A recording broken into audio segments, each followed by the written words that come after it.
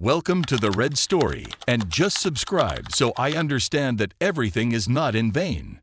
Make some tea or coffee and listen to our new story, The Missing Piece. John had always considered himself a modern husband. At 35, he was proud of the open, trusting relationship he shared with his wife, Lisa, who was 30. Married for 10 years with 2 beautiful children, they were the epitome of a happy family living in the suburbs of Seattle. They both believed in personal freedom and never questioned each other's need for space. If Lisa wanted to go on a vacation with her sister or have a night out with friends, John would encourage it. Trust was the cornerstone of their marriage. They often sat together on their porch after the kids were asleep, sipping wine and discussing everything under the sun. One of their frequent topics was infidelity. They would shake their heads at stories of couples who couldn't stay faithful. "I just don't understand how someone could betray the person they love," Lisa would say, her blue eyes reflecting genuine confusion. "Me neither," John would agree. "It's just not in our DNA." But sometimes, life has a way of testing even the strongest of bonds. One Saturday afternoon, while tidying up the house, John was rearranging the items on the top shelf of their closet. As he reached up, Lisa's handbag, precariously perched, tumbled down, spilling its contents all over the floor. "Great," he muttered, kneeling to gather everything. Lipsticks, a compact mirror, gum, a few crumpled receipts, and a partially open box of condoms. His brow furrowed. They hadn't used condoms in years. Lisa was on birth control. He picked up the box, noticing one was missing. "That's odd," he whispered to himself, a knot forming in his stomach. Just then, Lisa called from downstairs, "Honey, have you seen Emma's teddy bear? She won't nap without it." "Bah, not up here," John shouted back, quickly stuffing the items back into the bag and shoving it onto the shelf. His mind raced. There had to be an explanation. That evening, after the kids were in bed, John found himself stealing glances at Lisa as they watched TV. She seemed relaxed, laughing at the sitcom's jokes, completely unaware of his inner turmoil. "Everything okay?" she asked, noticing his distracted state.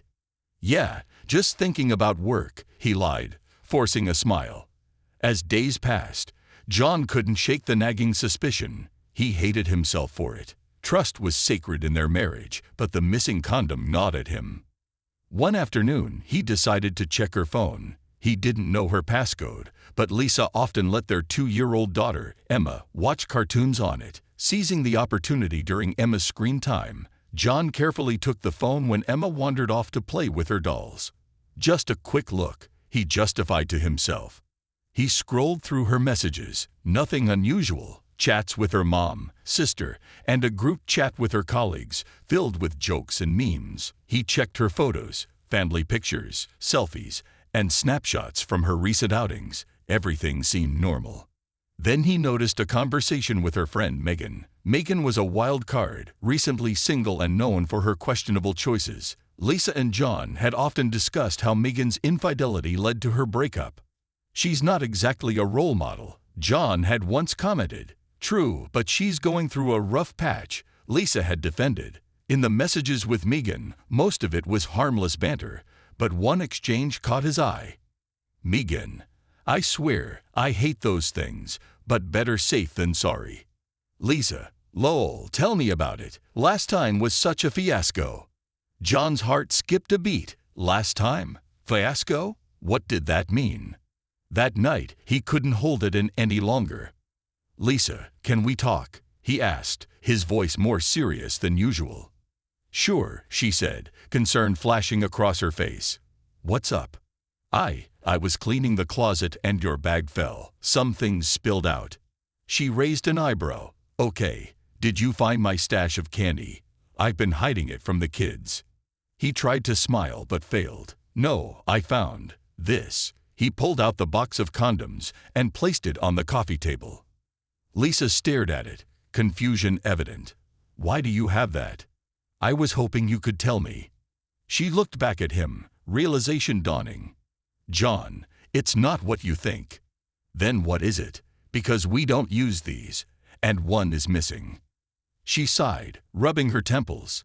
Okay, remember when I went out with Megan 2 weeks ago? Yeah, you went to that new bar downtown, right? Well, on our way, Megan realized she didn't have any protection. She's been, dating around, so we stopped at a pharmacy. She bought a box but didn't have space in her tiny clutch, so she tossed it into my bag. Okay, but that doesn't explain why one is missing. Lisa hesitated. She met someone that night. When we were leaving, she grabbed the box from my bag, but must have left one behind. I didn't even realize they were still in there.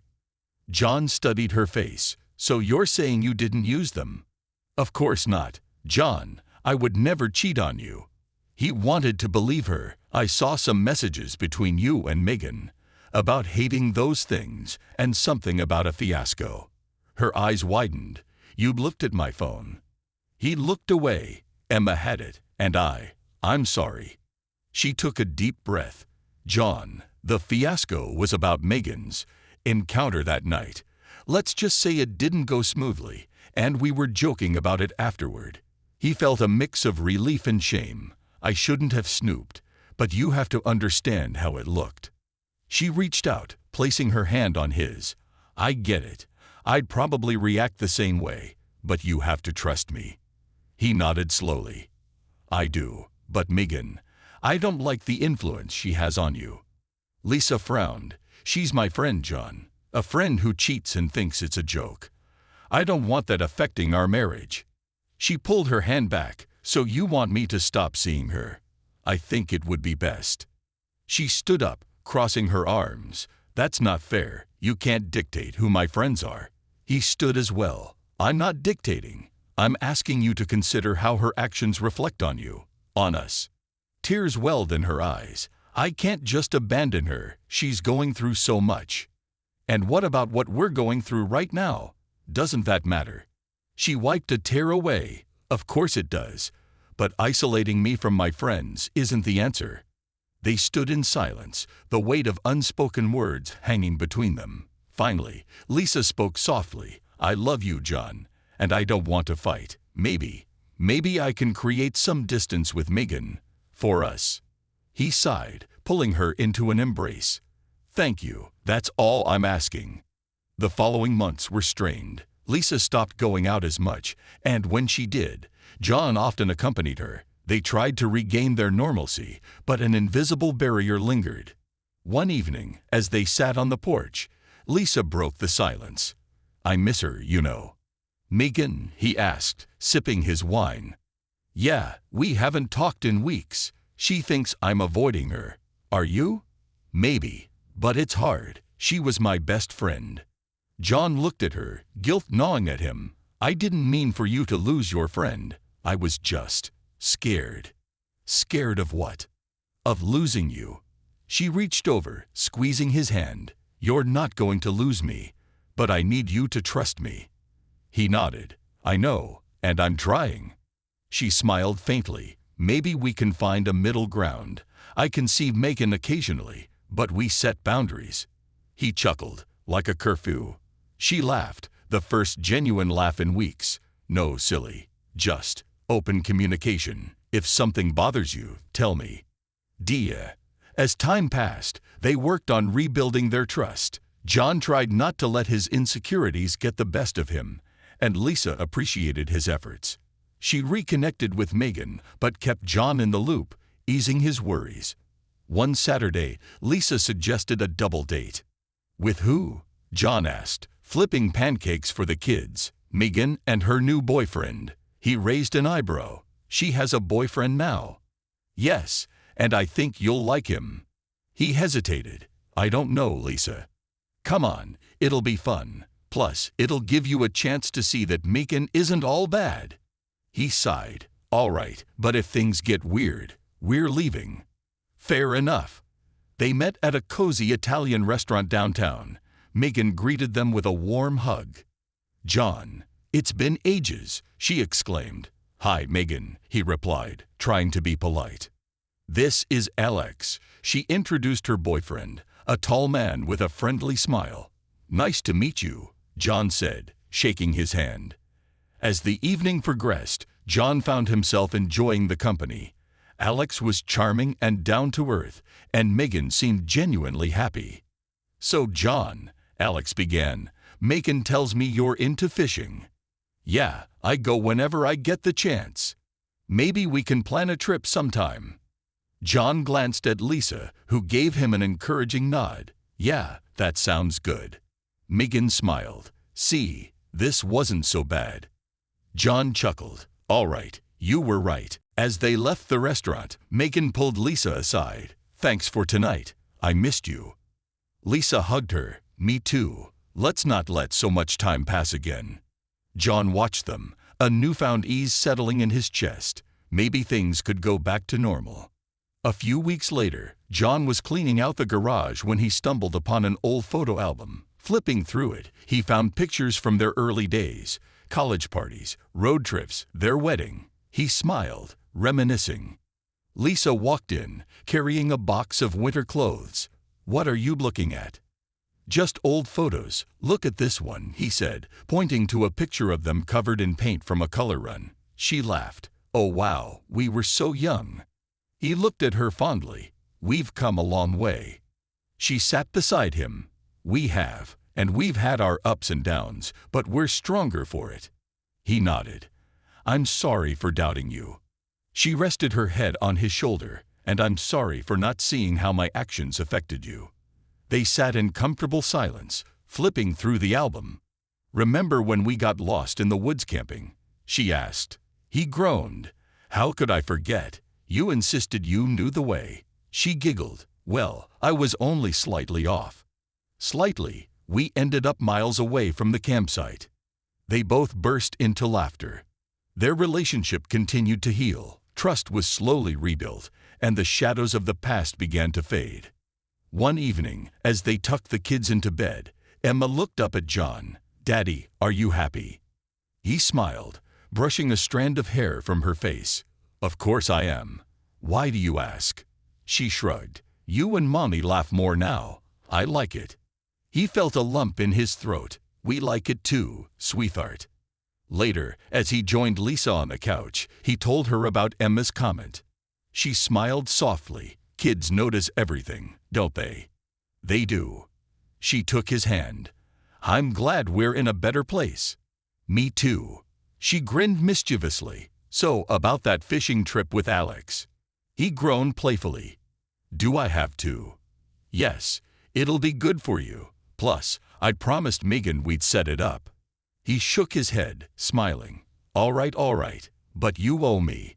She leaned in, kissing him softly. "Deal." On the day of the fishing trip, John and Alex loaded up the truck with gear. "Ready to catch the big one?" Alex asked. "Absolutely," John replied. As they drove out to the lake, they chatted about work, sports, and life. "You know," Alex began, "Megan told me about the rough patch you and Lisa went through." John tensed slightly. "Oh. Yeah, I just wanted to say, I admire how you handled it. Relationships aren't easy." He relaxed. "Thanks. We both put in the effort. That's all you can do." They spent the day on the water, laughing and swapping stories. By the time they returned, John felt like he'd made a new friend. Lisa and Megan were waiting at home, a barbecue spread laid out. "Catch anything?" Lisa asked. John held up a small fish. "Dinner." She laughed. "Good thing we have burgers." As the sun set, the four of them sat around the fire pit, the sound of children's laughter echoing as Emma and her brother chased fireflies. John looked around, contentment washing over him. The doubts and fears that once plagued him seemed distant. Megan raised her glass. "To new beginnings and lasting friendships." They all clinked glasses. "Cheers," John said, meeting Lisa's eyes. She smiled, her gaze filled with warmth. Later that night, as they settled into bed, Lisa turned to John. "Thank you for giving Megan another chance." He kissed her forehead. "Thank you for being patient with me." She snuggled closer. "I love you." "I love you too." He closed his eyes, finally at peace. Trust, he realized, wasn't just about believing in someone else, but also about believing in the strength of their bond. And theirs was unbreakable.